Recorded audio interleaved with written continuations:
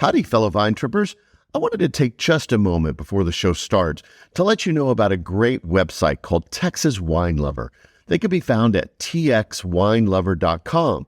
And they have a comprehensive website that can become your go-to site for information on Texas wines, winemakers, and the wineries that can be found in this state.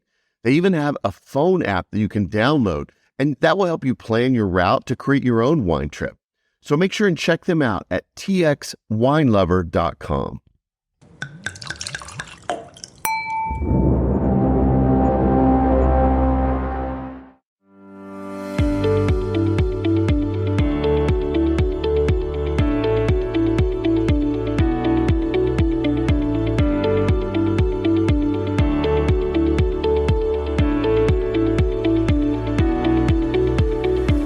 Welcome to Texas Under Vine, an exploratory podcast to scout out the best that Texas wine country has to offer.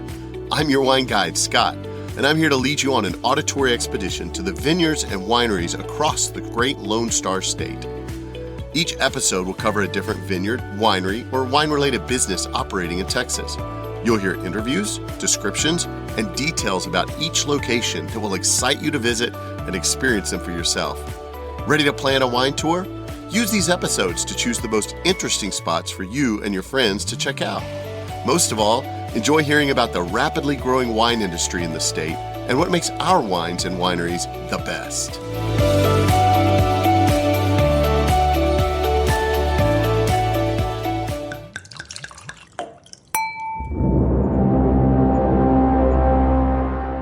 Howdy, fellow Vine Tripper. Welcome to the second bonus episode for Texas Under Vine. You may have heard recently some of my shout-outs for the Texas Wine Lover website at the beginning and the end of the podcast. It's truly an amazing resource for Texas wine, and there's nothing else out there quite like it. So I wanted to spend just a few minutes of time to introduce you more to the website, the app, and how it can benefit you as you plan your own wine trips throughout all of Texas. It truly is an amazing addition to what I do here in the podcast.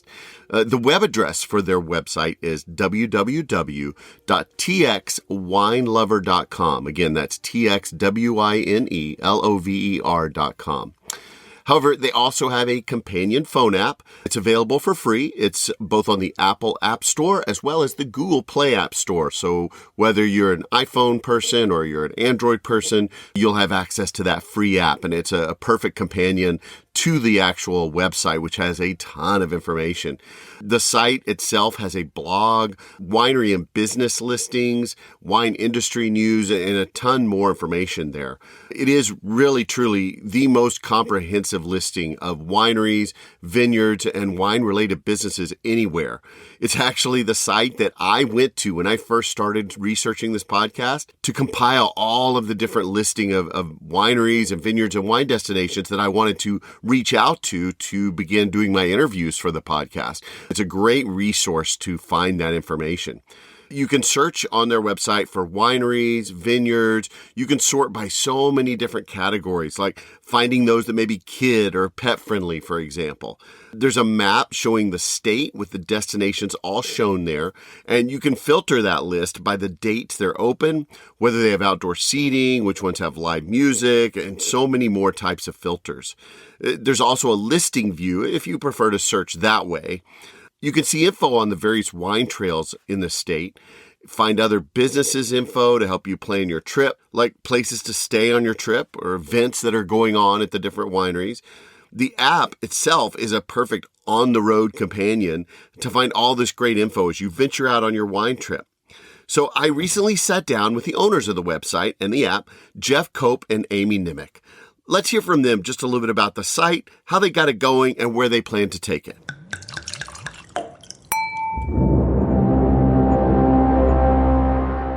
So I'm here with Jeff Cope and Amy Nimick of Texas Wine Lover website. You've probably heard me speak about it at the beginning or end of my podcast episodes. So I'm here to find out a little bit about the website and your story behind it. So let's get personal first. Tell me a little bit about yourself. So what got you guys into the wine industry? My husband and I started studying wine kind of as a hobby around 2005. It was after a very impactful dinner that we had. First time we ever had food and wine paired together. And I hadn't realized how much wine can change food and food can change wine. And it was really influential for us. And we started buying wine with purpose, trying to learn pairing and trying to understand where wine comes from or what the history is behind a grape or a region. And in 2010, I think it was, I took my first SOM exam, and all of this was alongside a real day job and having a career. It was just a fun side thing. And I started doing wine tasting parties for friends to teach them about wine. And then one thing led to another, and fast forward, we were living in Austin. We had moved to Austin in 98. And fast forward, we sold our business in Austin and decided to get into the wine world as our next careers. So we moved out to Fredericksburg and opened Perspective Cellars on Main Street in 2018. And of course, the pandemic had a negative effect on a lot of businesses and a lot of people. But during that shutdown period, while I was trying to stay relevant and trying to keep my sanity, I started really reading and studying winemaking as opposed to wine tasting. And I had an opportunity to sell the tasting room and get into production. And so that's what I did in 21. And I worked that harvest at Hilmy with Michael Barton. He was gracious enough to let me get in the way in the cellar that harvest. Made my first batch of Texas wine, Montepulciano from Pepperjack Vineyard in the High Plains. And it's just kind of, each year has become more and bigger than the year before for me. And then I was hoping for a way that I could be impactful to more Texas wineries as opposed to working in the cellar for one, which is kind of how Jeff and I came to be partners. So tell us your story, Jeff. So kind of a short history, actually, as far as getting into the wine industry. I did drink wine, nothing serious. And then when I met my life partner, Gloria, she introduced me to what real wine was instead of that box wine that was in my fridge. And so I made the mistake because I had been out to Fredericksburg on the main street shopping previously. And I said, hey, there's some wineries out there. You want to go visit some wineries? And so New Year's Day 2010, we visited some wineries out here in Fredericksburg. And then on the way back home into Houston, we stopped at Texas Hills in Johnson City. And they introduced us to this passport program they had at the time, which every winery you went to, you could get a stamp for. And it was sort of like the airline frequent flyer mile program, where the more stamps you get, you could actually eventually get awards and everything. And we just started visiting a lot of wineries and getting a lot of awards and things like overnight stays at a winery and tastings for 10 people and stuff like that. We said, this is great. So in that was the wine industry, yeah. So 2011, about a year later, that's when I said, this wine industry stuff is pretty cool. So I can tell you more about the other later. Tell me a little bit about TexasWineLover.com then. How did that get started and what's your purposes there? Yeah, so I'd previously written a book about my father. He served in the World War II in the Pacific, and the crew members wanted a book written about their ship. So I volunteered to do that and then published that in 2005. So since I had already written before, and at that time of visiting all these wineries, it was like, well, I can't really tell you what I'm tasting or smelling in this wine, but I can certainly tell you about the wineries because we visited them. So I said, let me start a blog and start writing about these different wineries. And that's where TexasWineLover.com came from, and the blog, and from there it just grew. And that was in 2011, right? 2011, yeah. So it's been over 12 years now.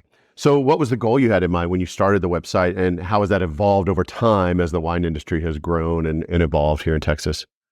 Yeah, so the initial goal, at least, was to talk about the wineries that we visited and then help people understand where they go. And then it was like, okay, since I've got to figure out where to go, let's create a list of all the Texas wineries and try to make a one place to go where you can find that information. And then beyond that, suddenly it became, okay, I accomplished that. Wait a second, vineyards. We don't know anything like how many, and nobody can answer how many acres of great vineyards we have.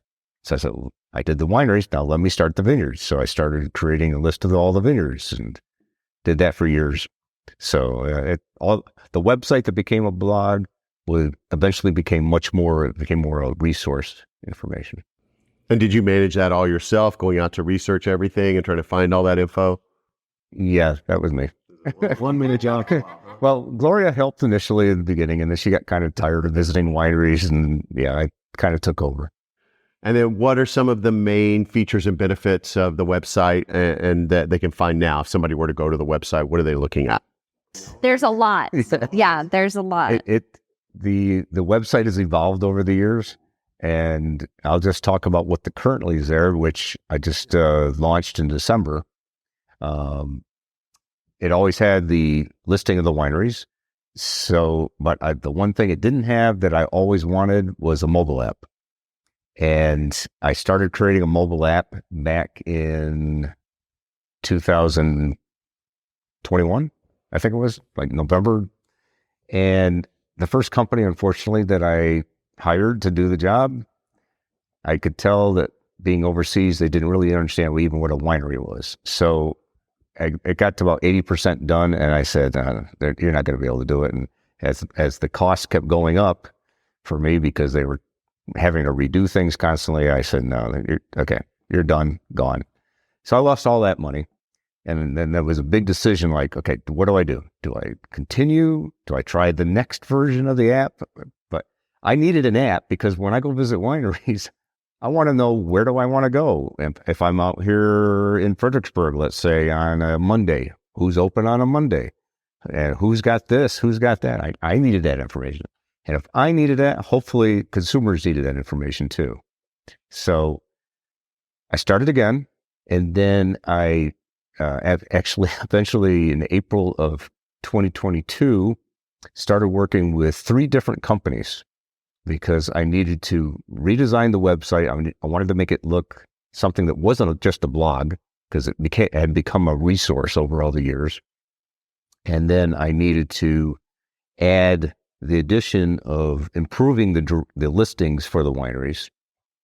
And then one thing that I learned during that time was that I could also add listings of other businesses, because I live in Houston. If I'm coming to the Hill Country, well, I'm going to need a place to stay. I'm going to need a place to eat. So I can have those businesses listed because I'm going to need those type of businesses. And if I need it, probably consumers need it. So let's add that in. And then, oh, by the way, now I still need that mobile app that I wanted. And who can actually create one, since I failed the first time? And eventually found the company that actually surprisingly I had looked at initially. And I said, man, I don't know who did that, but that's a nice looking app. So I found out who it was, and then contacted them, and it was like, worked with them. So they were the third company. So the information from the website is being fed to the mobile app. Launched it in December of last year. And I said, great, I did that. And then I said, what did I just do? Because it was bad enough with everything I had to do myself. I had a wonderful team of writers, that probably over 10 writers that would write occasionally. And I said, I just added more work for me to do. And all this is while he has a full-time job with HP. So this was a passion project that he was doing in his free time, which means he had no free time because he was either working for work or working for the website. Right. So the one thing that I did lack, that I admittedly had, was a lack of knowledge of running a business. Well, one of my writers actually had a business, spoken of earlier, Prospective Sellers. And I said, Amy, would you like to help me? And now I'm wonderful to have a co-owner here, partner. So we joined forces, so to speak, end of January, early February. Mhm. And luckily, Jeff has just retired from his real job as of May 30th, May 30th, 31st. Yep. So he's been able to come out a couple times so we could sit down and kind of hash out like what's the vision and, what's coming for the future. So we're able to kind of focus and prioritize what comes next. So with all of this information, how do you stay on top of new stuff coming out and keeping this stuff updated? And that seems like a lot. Do you have a staff of people that are helping you, or how do you keep track of all that information? So there's a team there's 15 of us. So Jeff and I, and then 13 others that are spread out around the state who contribute in different ways. And so hopefully they're all telling us what's happening in their area if they hear of something popping up. But they're also visiting wineries and contributing articles for the blog and keeping us in line with what they see happening. And then we even have John Harvey in Houston, who is officially our restaurant ambassador. So he works in his spare time to get more traction with restaurants wanting to carry Texas wine. So kind of everyone has different focuses, but in general, it's just the idea of elevating the industry as a whole. And then we've just, as a result of spending some time together this weekend, making plans for the future, we've talked about going back to actually checking with the state every month and seeing what applications are coming through for a G permit or whatever they call it now. I think it's been renamed since last year, producer's permit, or but trying to actually not just rely on the grapevine. See what I did there? I see that. But not just rely on hearing it through the grapevine, but actually, getting back to the basics of checking with the state and seeing what's coming up. So, do you rely on the wineries to provide information and fill that stuff in for some of that data too? That's a great question. When Jeff started all of this, it was, correct me if I'm wrong, but it was fairly easy to manage because there weren't that many, in 2010, 2011. And so he would, find out their hours and it would be listed on the website on TexasWineLover.com. Now with 510 listings, we can't manage all of that. And a lot of wineries change their hours based on the season, or they'll close for their own vacation. And that's just really hard for us to manage. So we have a listing for every single winery in the state, but we ask the wineries to go actually claim their listing and manage their details. So they can upload their own photos. They can write their own description about who they are and what they do, instead of us pulling it from their website and writing it ourselves. And they can update their hours and even their amenities, like whether they're kid-friendly or dog-friendly, whether they have indoor seating, outdoor seating. Those are all things that the consumers can search for on the website and the app. And the wineries can manage that themselves and just keep it up to date to make it easier for the consumers to find them. Yeah. So basically a one-stop shop about anything Texas wine. Right. That's the goal. So you were able to finally get the app completed and done. So tell me about the benefits of the app. How can somebody use the app? What are they going to get from that? Yeah. So the primary purpose is figuring out where you want to go, and you can have it in your hand at all times. So you don't need to be at a computer. Although the other benefit is the exact features are on the website. So you can actually design, say, a trip that you want to go to visit wineries on your computer. And that's the nice thing about it, is there's a custom plan your trip option. And you can say, I want to go here, and then I want to go there. And then, oh, by the way, I want to stop at this restaurant over here for lunch. And then I want to, so you can create your custom trip. You can do it on the computer. And then when you get in your car, you got the phone, you log into your account, and boom, there's your trip that you just planned. You could do it all on the phone if you wanted to, but you have the ability to be able to do it in different places. But yeah, the key with the app is that you actually, besides seeing the listings of places, you can actually create your own custom trip. And that's very beneficial. And we actually have some of our writers that have provided pre-planned trips. So like, say I'm going to East Texas. What's out there? Well, we have a trip for that. Here's some suggested stops to go for the day. And same thing for hill country and high plains, same type of thing. There's a map.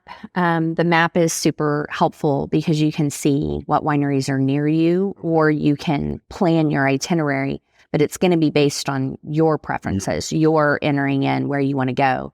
But it will give you the mileage from one location to the next, and then you can change the order as you see it on the map, and you see, oh, it might make more sense to go to this place second and that place third. So you can reorder it. And there are businesses, and we're in the process and wanting to grow this aspect of it. But there are, places to eat, places to stay, places to shop that you can add in there. So it's more of a trip, not just including the wineries. It's those ancillary businesses that you kind of need if you're going to make a day trip or a weekend or even a week-long getaway that is centered around wine. You can even filter when you're searching for wineries. You can even filter by looking for a winery that has accommodations on their property. And we even added Harvest Host, which is it's an RV club. And so if you have an RV and you join Harvest Host, there are wineries that you get to stay at for free. And so you can filter by those things to help you even be able to stay at a winery and not even have a separate Airbnb or hotel or whatever. So those are cool filters for features. Talk about social media for a moment. How big is that in connection with the website and the app and all that? How does that play a part in what you're doing with the website? I think social media is so big today, and there's several different avenues, and we are working to grow our presence with social media. Right now, we have a big following on Facebook. So we have, the Texas Wine Lover Facebook page, which is a business page. And so we post anytime we have a new blog that comes out, we'll push it out to the social media platforms to let anyone who's there know that there's something new that they might want to go read. But we also try to include, when a winery has an event or there's something, a new award, competition awards are out, all those things we try to share on the social media just to make it easier for the consumers and the wineries to see themselves. But we also have a Facebook group that is pretty active, and we were just talking about this. It's a community. It's a group where it's a private group, so you have to be invited or asked to be let in. And it's like-minded people who love wine and they want to talk about wine. And so we've seen that people try to, someone will say, I live in Dallas and I'm going to the Hill Country next weekend. Anyone want to join me for a glass of wine? And so they're actually meeting in person because of that community that's there on the Facebook group. And we, it's a good way to keep like-minded people together and to help support the industry by answering questions or making suggestions and things like that. There's an Instagram and a Twitter presence that isn't quite as big, but we're working on that and trying to reach the people that prefer those methods of communication. So, and is the blog mostly informational, educational, news, industry news? How do you decide what posts you want to do? Good question. I would just say yes. It's all that. It is all that. Jeff's goal is to have at least one blog written about every single winery in the state. And the blogs stay live forever. So even if a place closes or changes ownership, those original stories from 10 years ago are still there. And it's a way to capture the history of the industry, I think. If someone wanted to write a book today about what's happened in the Texas wine industry over the last 10 years, TexasWineLover.com, that's an excellent resource because you actually have information about all of those wineries that used to exist that maybe don't anymore, or who the winemaker used to be, or who the owner used to be, or whatever. But the side to that is, with 510 wineries, it takes some legwork to get out there and visit all of them. And some of them are in the middle of nowhere and not really on the way to anything else. So it takes some effort. But in addition to having our writers, our contributing writers, visit, and ourselves visiting and adding that content about each winery, we specifically want to visit places that have had change. So even if we wrote about them last year or 2 years ago, if they have had a change, if they've built a new production facility, if they've added new vineyards, if they have a new winemaker, all of that is newsworthy to us, and we want to let the consumers know about that.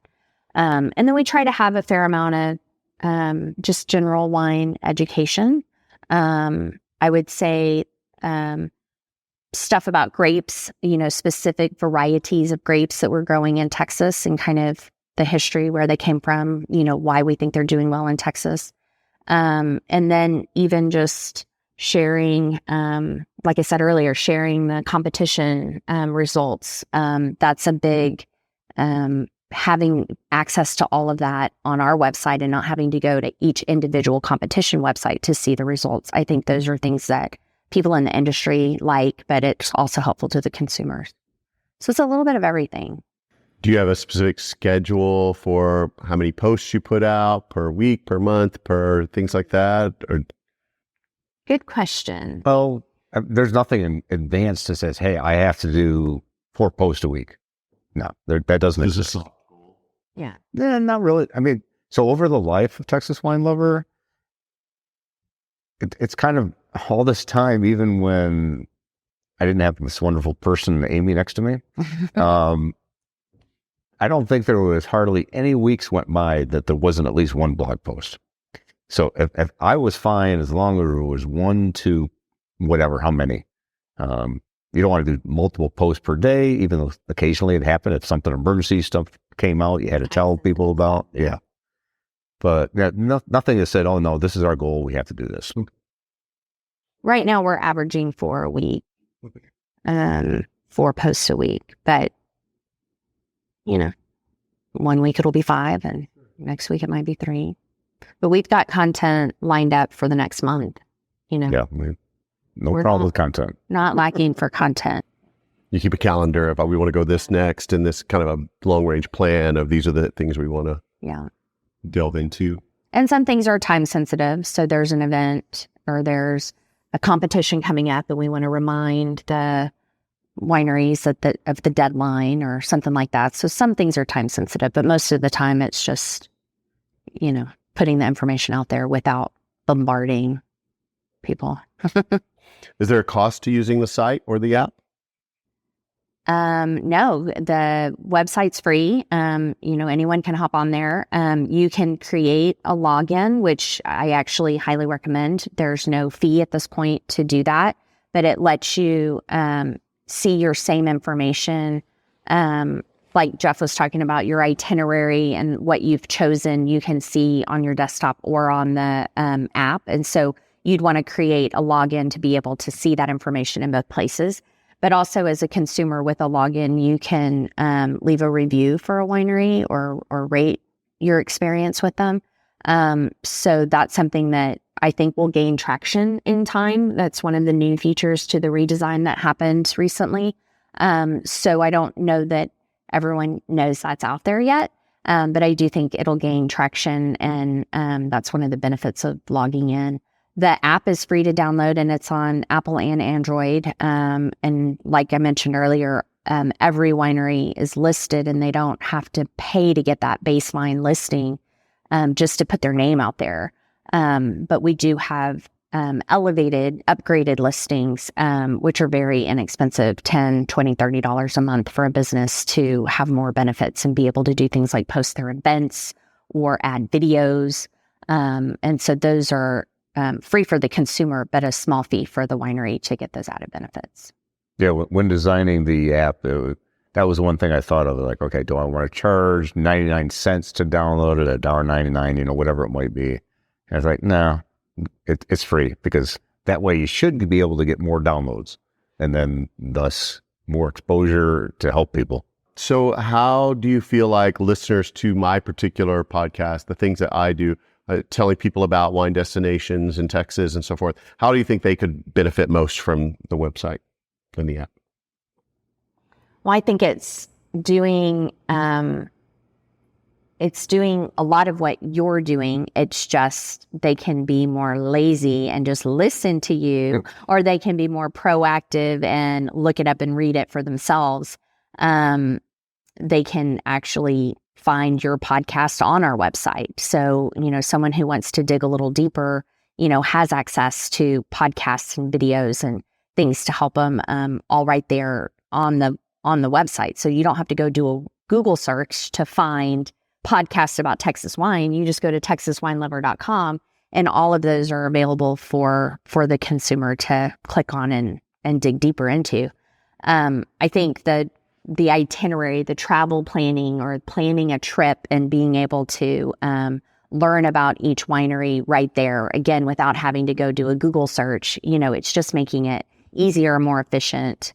As the reviews and that kind of rating system gains traction, that'll be helpful too, because people can be like, oh, I want to go to this winery because they got 5-star reviews, So I think that's something that'll be helpful down the road. One of my reasons I started this podcast was I talked to so many people, and I felt the same way, who I thought, we've got this great hill country area full of great wineries and all these awesome destinations in our backyard. And I'd love to go out and visit them, but I don't have any idea where to start. The website and the app both have those filters that I talked about. As a consumer, you can say, I want a winery that has dry white wines. It's summer, it's hot. I want to be able to sit in the air condition and drink a chilled, dry white wine. And you can filter that and then know where your options are. Or you can say, I want a sweet wine, or I want a red wine. So you can, I want a place that has wine and beer. So you can even filter to more than just wine. I don't know why you would, but you could. Oh, I know exactly. That's a great, I love that. So it's using the filters to search for what you want is a way to narrow down where to go, where to visit next. So I was going to say, though, that from what you were saying, that planning that trip on where you want to go, well, yeah, you could go to, say, Texas Wine Lover, look at all the information and whatever, and if you've heard your podcast previously and go, oh, yeah, tie that all together, and then what do? On the way to that winery, you listen to your podcast. So you're like, oh, yeah. So that gives you to be honest, every time I go to the hill country, I'm listening to some kind of podcast. So why not listen to the podcast about that winery I'm going to visit? Yeah.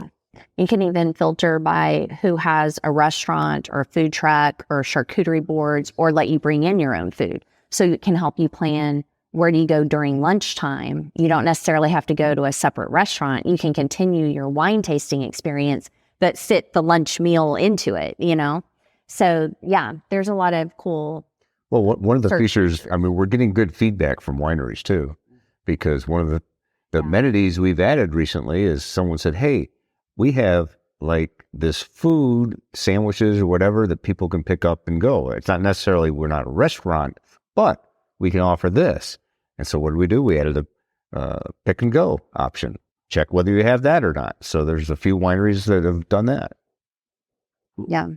And we have the ability to work with the wineries or the businesses to customize things. So just the other day, we learned that a winery is selling cigars. And so now we created a category, a filter for cigars. So someone wants to have a cigar with their bold red wine, they can choose based on that. So it's kind of fun to be able to get that feedback from the businesses and customize and add things based on what's going to help people find what they want. Yeah. Well, so the name of the website, Texas Wine Lover, we're all about Texas wine. So I'd like to hear a little bit about some of your efforts to promote Texas wine with restaurants and retailers and stores and things like that. How do we get more Texas wines into some of these places around the state? It's a good question. And that's a podcast in and of itself, is how to get more Texas wine distributed. There's a lot of challenges associated with that. But leaving the technical details out, one thing that we've done is, like I mentioned, John Harvey in Houston is one of our team members, and he's officially taken on the role of restaurant ambassador. And so he makes it a point, if he goes to a restaurant and they have Texas on their menu, he sends them an email after he leaves and thanks them for carrying Texas. And if he doesn't see Texas on the menu, then he emails them and says, I would love to help you find a Texas wine to fit your menu. So that's a small way, and he's mainly in Houston, but Houston has a ton of restaurants, right? So, and then another small bit that we've done that anyone can help us with, our little army of Texas wine advocates. On the website, there's a menu for fun stuff, and that's actually where the podcasts and the documentaries and things like that are listed. But one of the things we have in that little menu is a restaurant card that you can print out on your own printer at home, and you keep it in your pocket. And when you go to a restaurant, you can leave a card that says, please consider carrying a Texas wine, or thank you for carrying a Texas wine.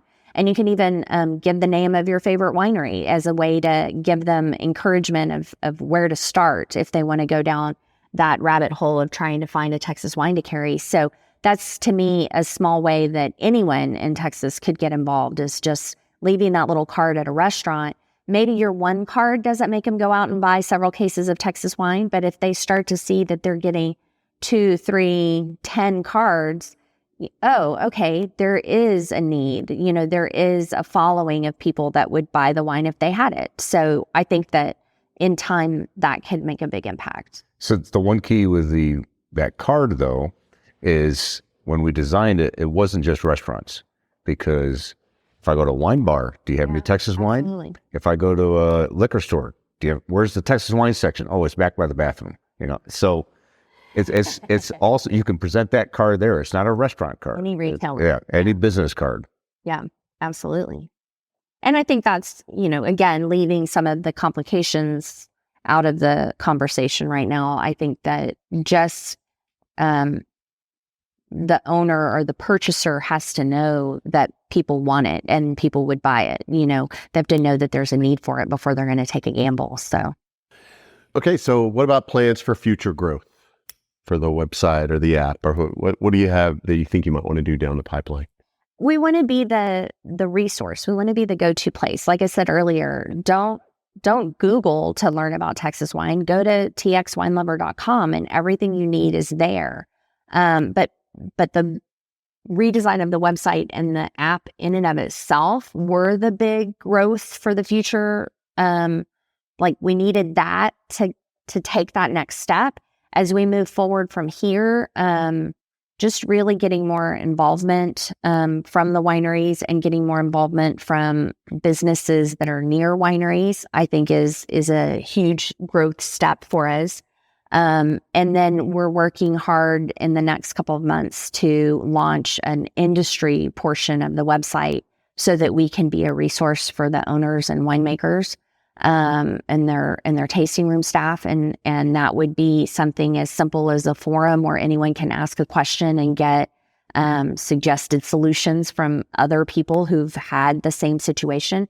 And maybe that's stuff that the consumers don't need to know. You know, they don't need to know that you lost your picking bins and you are asking if anyone's seen one that has a logo that looks like this, you know. But I think that is something that is important to me to offer to help the industry because we don't really have a central place for that kind of thing. And I also see some training and educational videos to help tasting room staff and help wineries not have to start from scratch for a training program. And I think those are things that we'll see come on board later this year. Do y'all have a section on the website for like wine education sources, classes, that kind of stuff? That's a good question, and actually a really good idea. We just tossed around the idea of creating a few ebooks that compile articles we've written in the past, but all into one place, so you're not searching for the different articles. And so making a, general wine education as an ebook that's probably, might be free, might be 99 cents, something that's very reasonable. And I think also listed under our fun stuff category, we could easily have each of the places that someone could go if they wanted WSET or Port of Master. So I think that's great. We also have locally Benedict Rhine, who was the winemaker at Coleman. She started doing classes, which are not any kind of certification, but they're geared towards consumers that want to learn more, but they don't necessarily want to be tested. They don't need to go to school. They want to come spend a couple days in the hill country and have a winemaker teach them the basics of how wine is made. And so she's got, so we can add her to that. And that would be good to get her to do the listing. Yep, absolutely. I feel like we already are a valuable resource for anyone who loves wine. But I do think that there are some things we can do to do more and to make it easier, so that we can appeal to the owners, the winemakers, the staff, and then appeal to the consumers, and then bring them all together, to try to help elevate the industry as a whole. So with lots of different resources, we've already mentioned Google, but the other websites or locations or social media places where people can go get wine information or Texas wine information, what sets Texas Wine Lover apart as the place that they should go to get that info? I don't know of another website or social media platform that has the amount of information that we have. Even our organizations, Texas Wine and Grape Growers Association, which is our main organization for the state, they have resources and they have information, but not even the amount that we have. And so I think that we just are robust, and we have that 12 years of history that is still living there. So you can look back to the past and learn about the past even. And the fact that we're willing to grow as the industry grows, and we have that platform that we can do it because of what Jeff has done last year to redesign the website and just pull it all into that one place. I just don't know of anyone else who cares as much as we do. Yeah, I mean, obviously, there's occasionally you'll see a blog post about Texas wine pop up somewhere, but yeah, nobody's that's done it continually for over 12 years. Yeah. Your passion, the comprehensiveness of it, and that archive and the robustness of it, I think all. And being able to grow with the industry, being able to add what the industry needs from us, I think is huge. Drink more Texas wine. Yes. There you go. I think it's a really exciting time in the industry. People that aren't already fans of Texas wine, maybe they tried Texas 10 years ago, even 5 years ago. There have been a lot of changes, and I think anyone who's a wine enthusiast should give Texas a chance. We're not going to taste like Napa Valley, but nowhere tastes like Napa Valley. That's not a knock on Texas. It's actually, Napa is the outlier. They're the anomaly. No one else tastes like them because they are different from everywhere else. A lot of what Texas is doing is very reminiscent of old world style wines. And I think that is a nod to our winemakers improving and learning and no longer trying to be like California, and now trying to embrace what Texas has to offer. So a consumer, if you want a Napa Cab, go buy a Napa Cab. But if you want to taste something from Texas that is going to remind you of a Napa Cab, don't buy a Texas Cab. Buy a Texas Aglianico. Buy a Texas Petite Syrah. I mean, we have some great wines that will remind you of a Napa Cab, but it's going to be different. And what we do have that is cab is great, but it's going to lean a little towards France and Italy in style. And I think that's awesome. I love those wines. But I think consumers should just be open-minded and give something a try.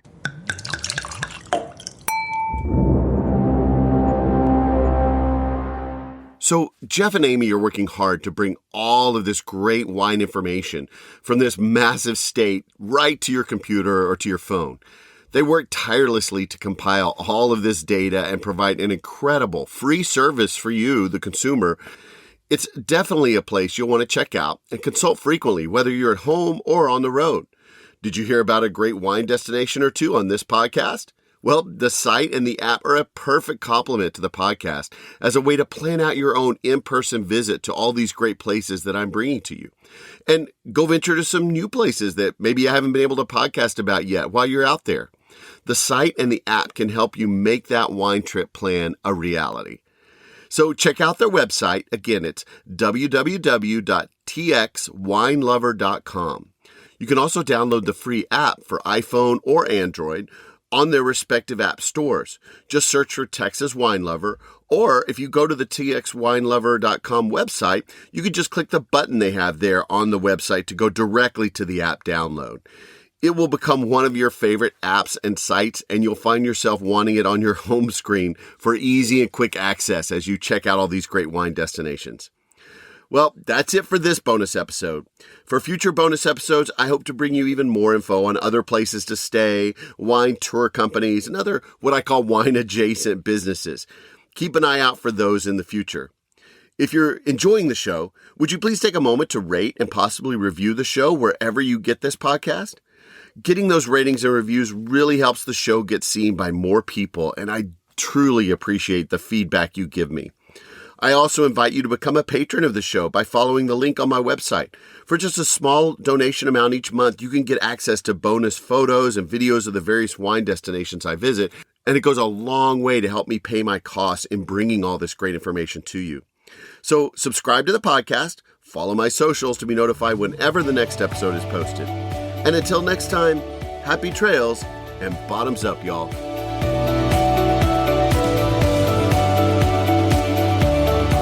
Thanks for listening to Texas Under Vine. We strive to provide you with the best information about wine businesses all over Texas. Be sure to check out our website at texasundervine.com and follow us on our socials at Texas Under Vine to stay up on all the upcoming episodes.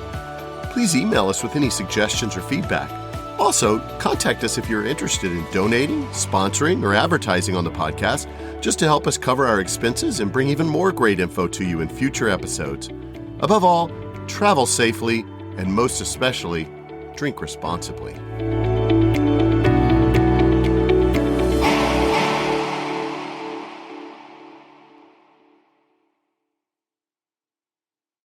Don't forget to also check out the Texas Wine Lover website and their phone app. If you want to plan a trip to the wine destination I talked about in this episode, the site for Texas Wine Lover and their phone app that you can download will really help you organize a trip so you can go see them. You can check out all of the goodness that I got to experience while I was there. But as you're planning your trip, while you're on their website or their app, you can also find out things like accommodations, restaurants, and even some fun events and things that are going on at the wineries. And maybe even find one that you want to experience as part of your wine trip that you never even expected.